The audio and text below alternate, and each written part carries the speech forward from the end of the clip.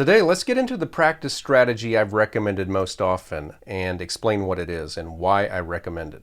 My name is David Lane, and I like to help pianists and composers with techniques and strategies that will help them build and improve their craft. Hopefully, I can help you too. In videos like this one, and this one, and this one, I talked about a practice technique I love to use myself, and it's one that I teach to all of my students, and I call it the clustering technique. I'd like to give just a general overview of what this technique is, why I use it, and when to use it. So what is it? Well, technically, I'm being very loose with calling it a clustering technique, but the other name that I could call it is a blocking technique, and it has a similar problem. The problem is this: we tend to use the word blocking to describe taking patterns based off of broken chords and playing them all at the same time.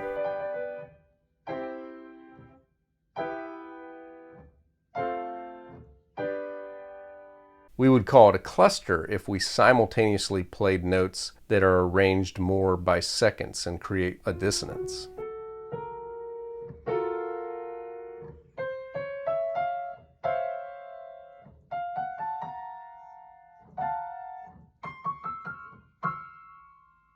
For the sake of choosing one term or another to describe one type of practice, I use the word clustering whether or not I'm talking about scale-based patterns or chord-based patterns. So the clustering pattern is simply taking separate notes from a scale or a broken chord and playing all of the notes at the same time as if they were a blocked chord or a cluster.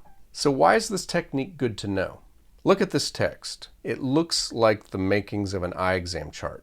You see this as individual letters at first glance, but it might not take you long to notice that the letters in sequence form words, such as Y-O-U being you.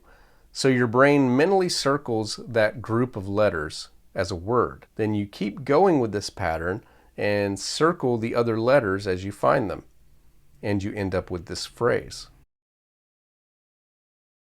So as one letter after another, this chart makes no sense. But when we organize the letters into the words they are representing, we understand what it's trying to say.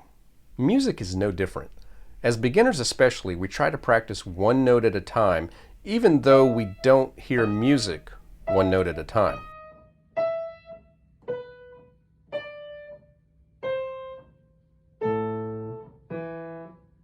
No, we hear phrases and patterns in music. And one thing that helps us physically feel those individual notes as a group is to play all of the notes as a small pattern, as a blocked chord or a cluster. It puts the hand in one position to grab all the notes of a pattern, and it pairs nicely with wrist movement to get the notes in sequence. In a later video, I'll describe how to make decisions about how to choose clusters in a way that makes musical and technical sense. But for now, let's talk about the most common situations where I would recommend applying the clustering technique as part of your practice. The first is all of your scales. All of your major scales, minor scales, and modes are some combination of 1, 2, 3 and 1, 2, 3, 4 with an occasional 5 to end it.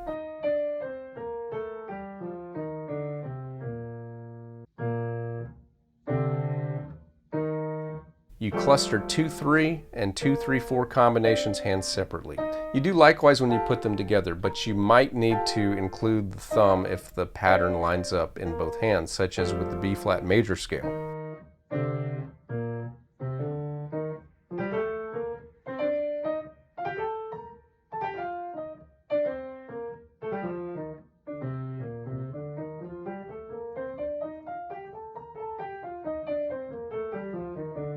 With the chromatic scale, you go from 1 to 3 when the right hand goes up and the left hand goes down, and 3 to 1 when you go the other direction.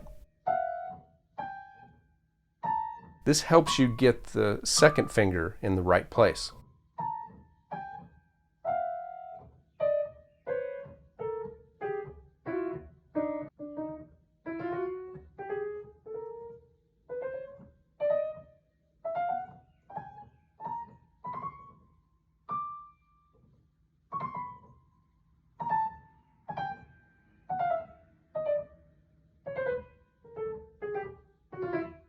The second place to use clustering is in arpeggios. The pattern here is simple depending on the arpeggio. You can experiment with different combinations, but the idea is that one finger will be by itself and the other two will be clustered. Very often it's the thumb by itself and 2 and 3 or 2 and 4 together.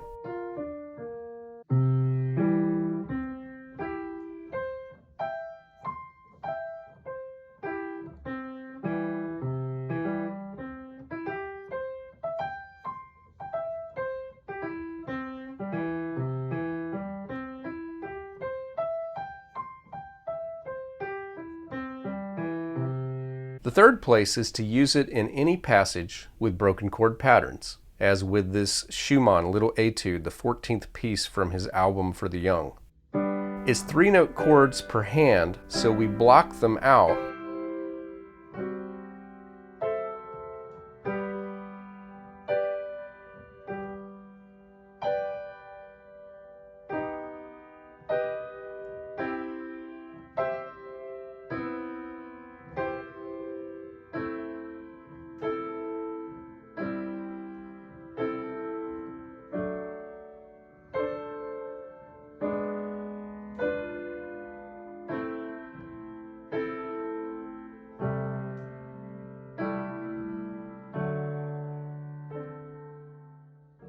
and we play them as written once we're comfortable.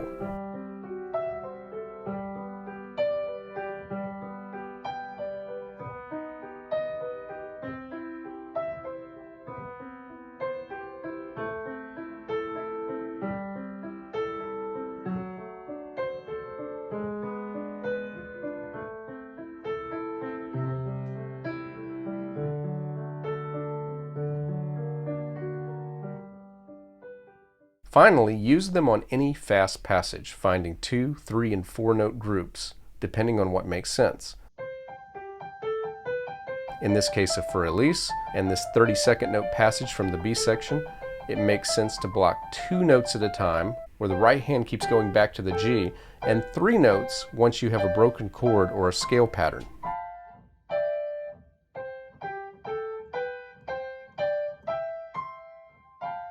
Again, I've already posted 3 other videos about the clustering technique, which you can find in the description, and I plan to post another one in the not too distant future about learning repertoire with this technique.